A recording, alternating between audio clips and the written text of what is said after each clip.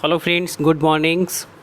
आज हम एक बहुत ही ज़बरदस्त कॉन्सेप्ट पर डिस्कस करेंगे जो हमारे कॉम्पिटिटिव एग्ज़ाम में और जो भी एग्ज़ाम्स होते हैं उन सभी में इसको बहुत अधिक पूछा जाता है।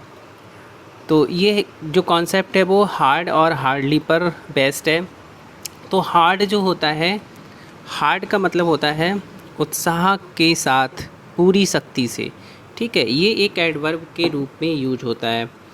ये एडवर्ब ऑफ मैनर के रूप में यूज होता है। एडवर्ब ऑफ मैनर को हम कैसे पता लगाते हैं? जब हम क्वेश्चन करते हैं हाउ से।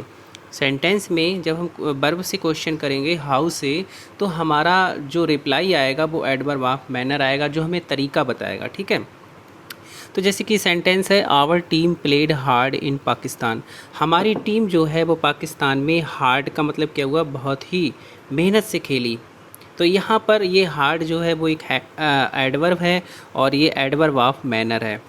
ये एडवर्ब ऑफ मैनर है जो कि अगर हम प्लेड से क्वेश्चन करते हैं, हम हाउ से अगर हम क्वेश्चन करेंगे कि हमारी जो टीम है वो पाकिस्तान में कैसे खेली, तो निकल कर आएगा कि वो हार्ड खेली। तो ये एडवर्ब ऑफ मैनर है, हार्ड। अब ये जो हार्ड होता है इसका यूज़ एडजेक्टिव के रूप में भी किया जाता है। अब ये एडजेक्टिव के रूप में कब होता है? एडजेक्टिव का फंक्शन ये तब करता है जब ये किसी नाउन से पहले होता है। जैसे कि वर्क यहाँ पर है, वर्क जो है वो एक नाउन है और ये नाउन से पहले जब आएगा तब ये एडजेक्टिव हो जाएगा। तो यहाँ पर ये हार्ड जो है वो एडजेक्टिव है और यहाँ पर हार्ड एडवर्ब ऑफ मैनर है जो कि इस प्लेड को यानी इस वर्ब को मॉडिफाई कर रहा है। और यहाँ पर हार्ड एक नाउन है, सॉरी एक एडजेक्टिव है जो इस नाउन को क्वालिफाई कर रहा है, हार्ड वर्क ब्रिंग्स सक्सेस। जो कठिन परिश्रम होता है वो क्या देता है, वो सफलता प्रदान करता है, वो हमारे लिए सफलता लाता है। तो हार्ड जो है वो यहाँ पर एडजेक्टिव है और यहाँ पर एडवर्ब ऑफ मैनर है। तो ध्यान रखेंगे, हार्ड जो है वो एडजेक्टिव और एडवर्ब दोनों का रोल कर सकता है। नेक्स्ट है हार्डली। अब हार्ड और हार्डली में क्या डिफरेंस होता है, तो इसको हम अच्छी तरह से समझ लेते हैं। हार्डली जो है इसका मीनिंग होता है मुश्किल से या शायद ही कभी। इसका यूज भी हम एडवर्ब के रूप में करते हैं। जब हम क्वेश्चन करते हैं हाउ ऑफन से, तो हमारा निकल कर आता है एडवर्ब ऑफ फ्रीक्वेंसी। हार्डली जो है वो एडवर्ब ऑफ फ्रीक्वेंसी के रूप में यूज किया जाता है। ये एडवर्ब ऑफ फ्रीक्वेंसी होता है। तो जैसे कि ये सेंटेंस है, माई मदर इज़ हार्डली 50। इसका मतलब ये हुआ कि मेरी माता मुश्किल से 50 वर्ष की हैं, 50 साल की हुई हैं। ठीक है, मुश्किल से। तो ये एडवर्ब ऑफ फ्रीक्वेंसी है। ठीक है, और ये 50 यहाँ पर क्या है, 50 यहाँ पर एक एडजेक्टिव है जो कि मेरी माता की विशेषता बता रहा है, मेरी माता को क्वालिफाई कर रहा है। तो एडजेक्टिव है और हार्डली यहाँ पर 50 को मॉडिफाई कर रहा है, यानी एक एडजेक्टिव को मॉडिफाई कर रहा है। तो हार्डली यहाँ पर क्या है, हार्डली यहाँ पर एक एडवर्ब है। जब ये किसी एडजेक्टिव को मॉडिफाई करेगा तब ये एडवर्ब कहलाएगा और ये एडवर्ब ऑफ फ्रीक्वेंसी है।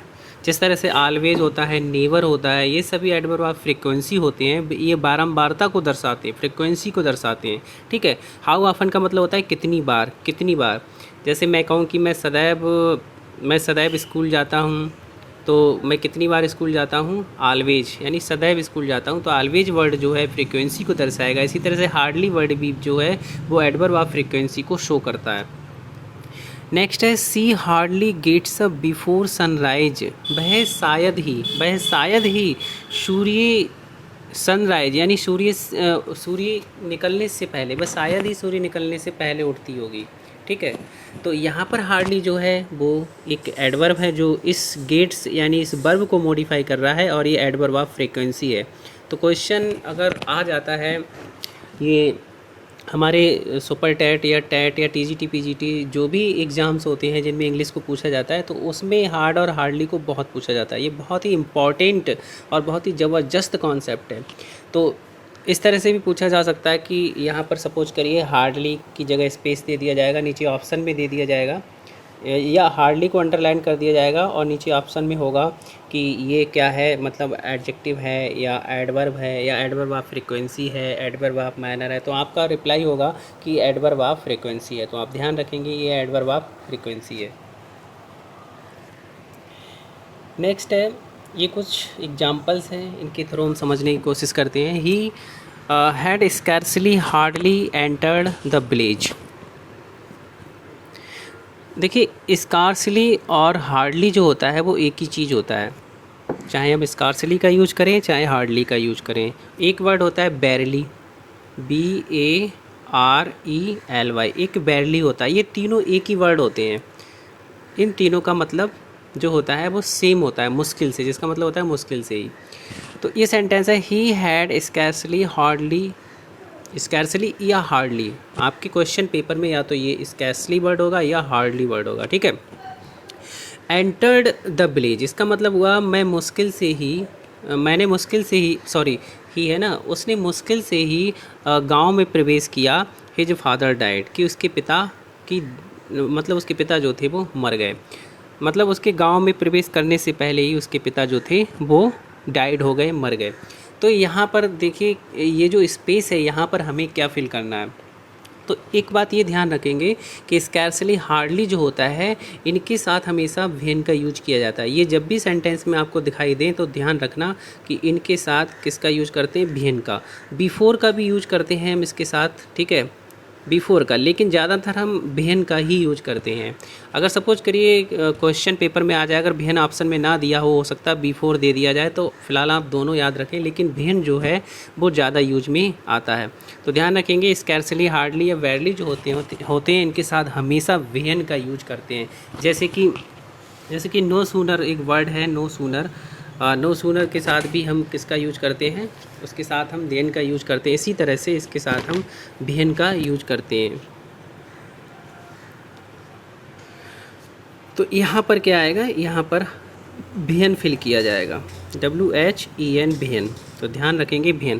तो इस कॉन्सेप्ट को इस तरह से याद रखेंगे, जैसे सब्जेक्ट होगा, हैड आएगा और हैड के बाद स्कैर्सली या हार्डली, इनमें से कोई सा हो सकता है, ठीक है। इसके बाद ध्यान रखेंगे मेन वर्ब की थर्ड फॉर्म होगी और यहाँ पर अदर वर्ड होगा। फिर जो दूसरा क्लॉज बनेगा उसमें क्या होगा, उसमें भेन होगा, यानी वो भेर से स्टार्ट होगा और सब्जेक्ट आएगा। सब्जेक्ट के बाद ये भी ध्यान रखेंगे कि यहाँ पर वर्ब की सेकंड फॉर्म आएगी। ये भी एरर आ सकता है एग्ज़ाम में कि यहाँ पर ये खाली जगह दे दिया जाएगा, स्पेस दे दिया जाएगा, नीचे first form, second form, third form होगा। तो आप ध्यान रखेंगे कि हैड स्कैर्सली के साथ यहाँ पर वर्ब की सेकंड फॉर्म का यूज करेंगे। तो ये 3-4 एरर इसमें बन जाते हैं। अब इस तरह से भी सेंटेंस को लिखा जाता है इन्वर्जन के रूप में। जैसे सेंटेंस है ये इन्वर्जन के रूप में लिखा गया है। इन्वर्जन क्या होता है, इन्वर्जन का मतलब ये होता है इन हार्डली और स्कार्सली का यूज वर्ब से पहले करना। जो वर्ब से पहले इनका जब यूज किया जाता है तो उसको हम इन्वर्जन बोलते हैं, ठीक है। तो ये जो हैड है यहाँ पर क्या है, हार्डली का यूज जो है वो पहले कर दिया है। जब हार्डली का यूज पहले हो जाएगा तो ध्यान रखेंगे हैड आएगा, ठीक है। हार्डली के तुरंत बाद क्या आएगा, हैड आएगा, सब्जेक्ट नहीं आएगा, ये ध्यान रखेंगे, ठीक है। अगर इसका यूज या इसका यूज हम पहले कर देते हैं तो उसके तुरंत बाद हैड आएगा। जैसे कि इंट्रोगेटिव सेंटेंस में क्या होता है, क्वेश्चन वर्ड आता है, फिर हेल्पिंग वर्ब आती है, फिर क्या आता है, फिर सब्जेक्ट आता है। सेम वही कॉन्सेप्ट रहेगा, ठीक है। मान लीजिए हार्डली जो है यहाँ पर एक क्वेश्चन वर्ड है और हैड जो है यहाँ पर एक हेल्पिंग वर्ब है और ये जो है वो एक सब्जेक्ट, इसके बाद मेन वर्ब का यूज करते हैं। तो hardly had he gone to bed. अब यहाँ पर जब हार्डली से सेंटेंस हमारा स्टार्ट हुआ है तो हम ध्यान रखेंगे यहाँ पर हमारा जो कंजक्शन आएगा वो यहाँ पर भेन आएगा, भेन का यूज करेंगे, ठीक है। भेन, अथीप, ब्रोक, अथीप हो गया, थीप के बाद यहाँ पर वर्ब की सेकंड फॉर्म है ब्रोक, ठीक है। ये भी ध्यान रखेंगे कि इसके साथ हमेशा वर्ब की सेकंड फॉर्म आएगी। यानी पहले सेंटेंस में जब हैड है तो दूसरा सेंटेंस जो है वो पास्ट इंडेफिनिट में बनाया जाता है। अब एक यहाँ पर ये फैक्ट है कि हार्डली या स्कार्सली के साथ नॉट का यूज नहीं करते हैं। ये भी ध्यान रखेंगे कि इनके साथ कभी भी नॉट का यूज़ नहीं करते हैं। जैसे कि अनटिल है, अनलेस है, इनके साथ हम कभी भी नॉट का यूज़ नहीं करते। इसी तरह से इनके साथ भी हम नॉट का यूज़ नहीं करते हैं। क्यों नहीं करते हैं? क्योंकि ये जो वर्ड होते हैं वो नेगेटिव होते हैं, खुद एक नेगेटिव को शो करते हैं, मतलब मुश्किल से ही या कठिनाई से ही। तो ये नेगेटिव होते हैं, खुद नेगेटिव वर्ड होते हैं, इसलिए इनके साथ हम नॉट का यूज़ नहीं करते। तो एग्जाम में इस तरह का भी क्वेश्चन आ जाता है, इनके साथ नॉट लगा हुआ आ जाता है, तो ध्यान रखेंगे कि इनके साथ हम नॉट का भी यूज नहीं करेंगे। अब ये वाला जो एग्जाम्पल है ये हमारे TGT 2016 में पूछा गया था। ठीक है। टीजीटी 2016 में पूछा गया था, तो इसमें कौन सा ऑप्शन सही होगा? पहली बात तो ध्यान रखेंगे कि यहाँ पर जो हार्डली है, जब हार्डली है तो हम ध्यान रखेंगे कि हैड का यूज होगा। दूसरी बात, जब हार्डली शुरू में आ जाएगा तो अब इन्वर्जन का यूज होगा।